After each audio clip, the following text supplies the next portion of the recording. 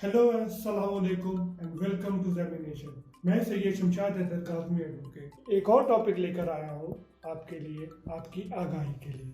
ये जो टॉपिक आज मैं आपके लिए लेकर आया हूँ ये असल में कंटिन्यूएशन है हमारी पुरानी वीडियो का, जो कि कोर्ट मैरिज से रिलेटेड थी। उस वीडियो के बाद हमारे पास काफ़ी SMS आए, हमसे काफ़ी लोगों ने राब्ता किया, काफ़ी कॉल्स आई। कुछ ऐसे सवालात थे जो उन्होंने मेरे से पूछे, हमसे उन्होंने राब्ता किया और वो सवालात जो हैं उनको क्लियर नहीं हुए थे हमारी पुरानी वीडियो से। मैंने सोचा कि उन सवालात के ऊपर एक वीडियो बना लूं जिससे जो उनके जहन के अंदर जो सवालात हैं जो उनको क्लियर नहीं हुए वो मैं उनको क्लियर कर दूं, ताकि बाद में उनको कोई परेशानी ना हो या उनका कोई जहन के अंदर अभाम ना हो, कोई क्वेश्चन ना रहे। जो सबसे पहला सवाल आता है वो इसकी वैलिडिटी के ऊपर। सबसे पहले वो कहते हैं कि कोर्ट मैरिज असल में होती क्या है, कोर्ट मैरिज का नाम पड़ा क्यों है, और जो इसके अंदर निकाह होता है वो क्या वैलिड होता है या गैर शरई होता है। तो सबसे पहले मैं उनको जवाब देना चाहूंगा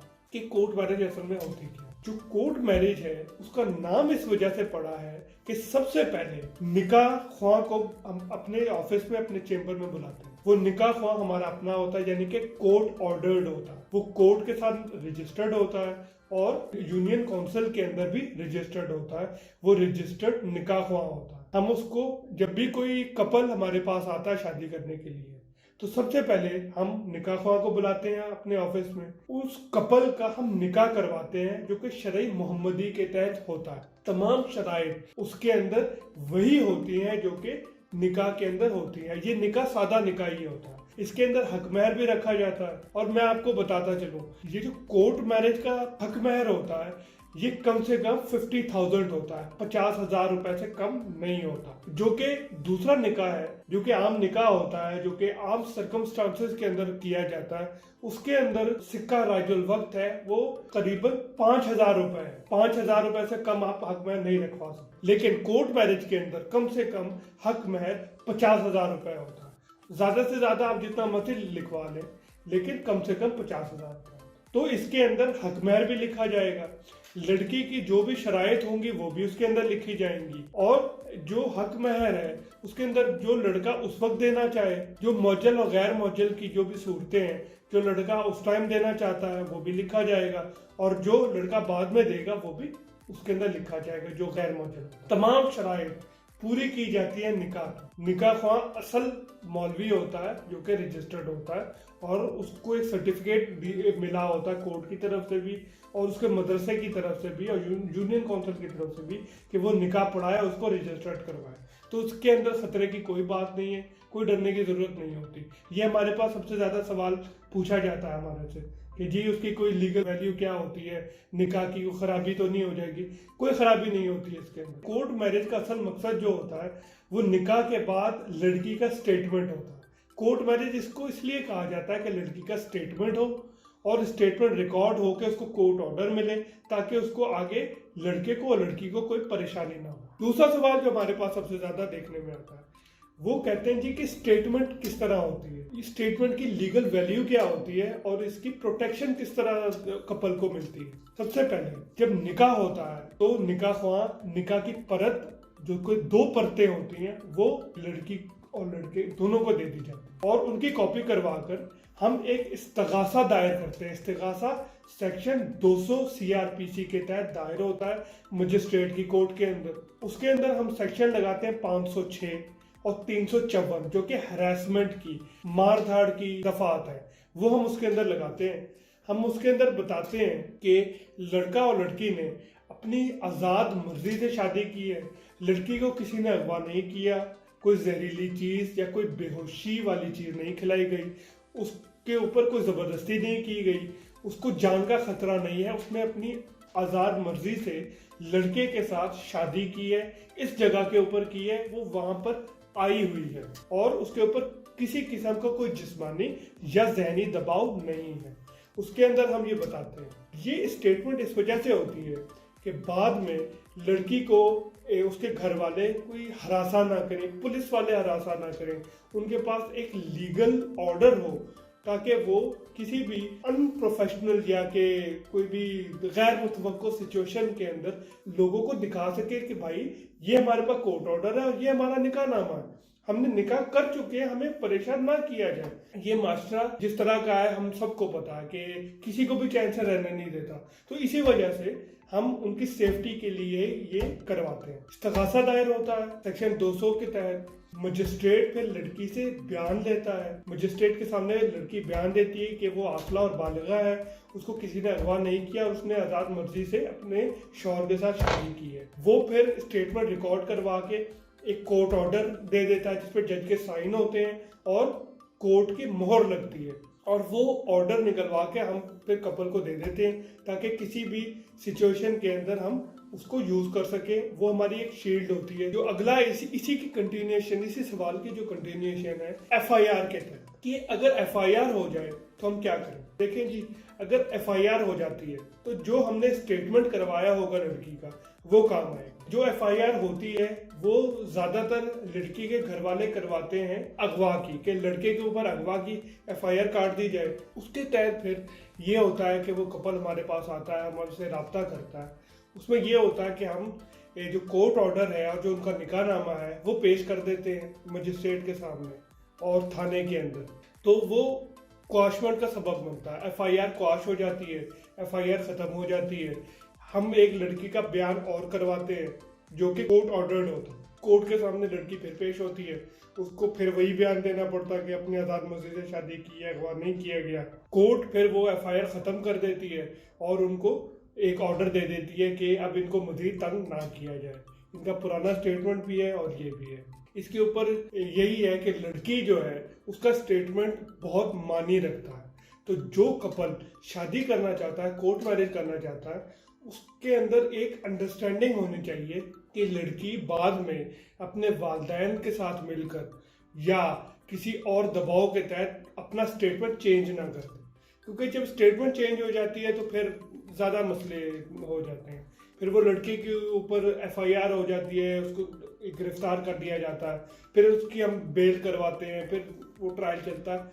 यानी एफआईआर फिर भी मनसूख हम करवा देते हैं, लेकिन फिर ज़्यादा टाइम लग जाता है और मसाइल ज़्यादा हो जाते हैं। तो इसलिए अवॉइड ही करना चाहिए और जो स्टेटमेंट है वो लाजमी करवानी चाहिए। कुछ कपल हमारे पास आते हैं, कहते हैं कि हमारे पास टाइम नहीं है, हम यहाँ से जा रहे हैं, तो जल्द से जल्द हमारा ना निकाह कर दिया जाए, हमने स्टेटमेंट नहीं करवानी। तो बाद में उनके साथ भी फिर यही मसले होते हैं कि स्टेटमेंट करवाई नहीं होती, तो उनके ऊपर एफआईआर हो जाती है और लड़की वाले जो है वो अपने दबाव दे के लड़की को ले जाते हैं और लड़का फंस जाता है बेचारा। फिर वो हमसे रब्ता करता है, फिर हम उसकी बेल करवाते हैं और फिर थाना कचहरी के चक्कर लगते हैं। इससे अवॉइड करना चाहिए। बेहतर यही है कि जब आप कोर्ट मैरिज करें तो अपने वकील साहब से कहकर इस्तगासा दायर करवाएं और लड़की का स्टेटमेंट लाजमी करवाएं, वरना आगे आपके साथ ही मसले होंगे। तो मसलों को अवॉइड करना चाहिए, स्टेटमेंट बहुत ज़रूरी है। अगला सवाल जो हमारे पास आता है कि लड़की की लीगल एज क्या होती है और लड़के की लीगल एज क्या होती है। तो मैं आपको बताता चलूँ कि कॉन्स्टिट्यूशन ऑफ पाकिस्तान 1973 के तहत लड़की की बलूगत की उम्र है वो 16 साल है और लड़के की बलूगत की उम्र 18 साल है। अब इसमें होता क्या है कि आईडी कार्ड दोनों का ही नहीं बनता। 16 साल की लड़की का आईडी कार्ड नहीं होता। उस सूरत में हमने क्या करना है, अगर आईडी कार्ड नहीं है तो आजकल नादरा ने टीनेजर्स के लिए जो कि 18 साल से कम है स्मार्ट कार्ड लॉन्च किया है। नादरा चले जाए और अपने पेरेंट्स का, माँ का या वालिद का आईडी कार्ड लेकर चले जाएं और उनसे कह कि हमें स्मार्ट कार्ड बना के दें, तो स्मार्ट कार्ड बन जाएगा आपका, क्योंकि आईडी कार्ड से पहले बनता है, टीनेजर्स के लिए है वो। उसकी आप फीस जमा करवाएं। फीस 1000 है गालबन, 700 to 1000 to 1200 ये गालबन उसकी फीस है। वो आप जमा करवाएं, आपको 1 वीक के अंदर स्मार्ट कार्ड बन जाएगा। आपने शादी करनी है तो वो निकाहनामा के ऊपर लग जाएगा, ठीक है। अगर वो आप नहीं बनवाना चाहते तो आपका बी फॉर्म निकाहनामा के ऊपर लग जाएगा। बी फॉर्म भी नहीं है तो आपकी जन्म पर्ची लग जाएगी। जन्म पर्ची भी नहीं है तो आपकी 3 फोटोग्राफ लगेंगी निकाहनामा के ऊपर और स्टेटमेंट के ऊपर भी आपकी फोटोग्राफ लगेगी जो कि कोर्ट के अंदर जमा होगी। और लड़के की जो एज है वो 18 ईयर्स है, तो 18 ईयर्स के अंदर तो आईडी कार्ड वैसे ही बन जाता है। और अगर आईडी कार्ड लड़के का भी नहीं बना हुआ तो उसके ऊपर भी यही है कि या तो बी फॉर्म लग जाएगा, या जन्म पर्ची लग जाएगी, या उसकी फोटोग्राफ लग जाएगी। तो ये हमारे पास अहम सवाल हैं। जो अब हमारे पास सवाल आता है कि इसके अंदर टाइम कितना लगेगा, कि हमारे पास टाइम नहीं है। तो मैं आपसे अर्ज करता चलूं कि जो कोर्ट मैटर्स होते हैं उसके अंदर टाइम तो लगता ही है। आप जितनी लेट आएंगे आप इतना ही लेट फ्री होंगे। अदालत का टाइम सुबह 8 बजे है, 8 बजे से 4 बजे तक, और दोपहर को 1 से 2 बजे तक ब्रेक है। उसके अंदर सारे उठ के चले जाते हैं। आपने जितनी जल्दी आना हो आप उतनी जल्दी आए, ताकि हम आपको उतनी जल्दी फ्री करें। इसके अंदर तकरीबन कुछ 2 आवर्स से 2.5 आवर्स लग जाते हैं। तो अपना टाइम निकाल कर आए और थोड़ा सा वेट करें। आपको अगर जल्दी है तो जल्दी आ जाए, ताकि हम आपको जल्दी फ्री कर सकें। निकाह के अंदर हाफ एन आवर लगता है, और स्टेटमेंट के अंदर 1 आवर to 1.5 आवर लगता है। तो उसके तहत 2 आवर्स 2.5 आवर्स लग जाते हैं। अब हमारे पास जो सवाल आता है कि आपकी फीस कितनी होगी। देखिए जी, फीस जो होती है वो लॉयर टू लॉयर और सिचुएशन टू सिचुएशन चेंज होती रहती है। अब इसके अंदर कुछ सवालात ये होते हैं कि जी हमने डिवोर्स ली हुई है, लड़की कहती है मैंने खुला लिया हुआ, और लड़का कहता है जी कि मैंने तो तलाक दे दी थी, जो मेरी पहली बीवी थी मैंने उसको तलाक दे दिया, मैं कोर्ट मैरिज कर रहा हूँ। उसके अंदर ये है कि मौसर सर्टिफिकेट मिलता है तलाक का यूसी से, जो यूनियन काउंसिल है उसके अंदर आप सर्टिफिकेट के लिए दरख्वास्त देते हैं। अगर लड़की ने खुला लिया हो तो खुला का जो कोर्ट ऑर्डर होता है, जो डिक्री होती है, वो जमा करवाई जाती है। 90 डेज का वेट होता है। 90 डेज के बाद आपको वो मौसर सर्टिफिकेट मिल जाता है, वो निकाहनामा के ऊपर लग जाएगा। और लड़के के लिए भी यही है कि अगर उसने पहली बीवी को तलाक दे दी है तो उस तलाक का सर्टिफिकेट वो लगवाएगा निकाहनामे के ऊपर कि मैंने तलाक दे दी, ये इसका सर्टिफिकेट है, ये रजिस्टर सर्टिफिकेट है, ये लगा के मेरा निकाह कर दिया जाए। उसका कोई इशू नहीं होता।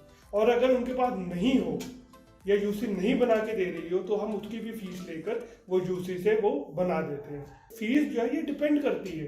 कुछ लोग हमसे लड़ते हैं कि जी हमने इतनी फीस नहीं देनी, क्या चक्कर है। जनाब, कोर्ट के अंदर बगैर फीस के कोई भी काम नहीं होता। जो एहलकार है, जो उसकी कोर्ट फीस है, वो तो लगनी ही लगनी है। हम अगर फीस कम कर देंगे तो वो हम अपनी फीस के अंदर से कम करेंगे। जो कोर्ट के अंदर जो फीस लगनी है वो तो लगनी ही लगनी है, उसका तो आप इनकार कर ही नहीं सकते। वो तो किसी भी लॉयर के पास आप जाएंगे तो वो तो आपसे उतना लेगा, हाँ वो अपनी फीस के अंदर से कम कर सकता। तो आप ये जहन में रखिएगा। तो 15 to 20,000 इसके अंदर लग जाता है। तो जो कपल इरादा करते हैं शादी के लिए तो वो जहन में रखें कि 15 to 20,000 उनके लिए लग जाए। ये थी आज की वीडियो। उम्मीद है आपको ये टॉपिक पसंद आया होगा, और जो आपके जहन के अंदर सवालात थे, जो अबहम थे, वो अब क्लियर हो चुके होंगे। ये चैनल सब्सक्राइब करना मत भूलिएगा। खुदा हाफ़िज़।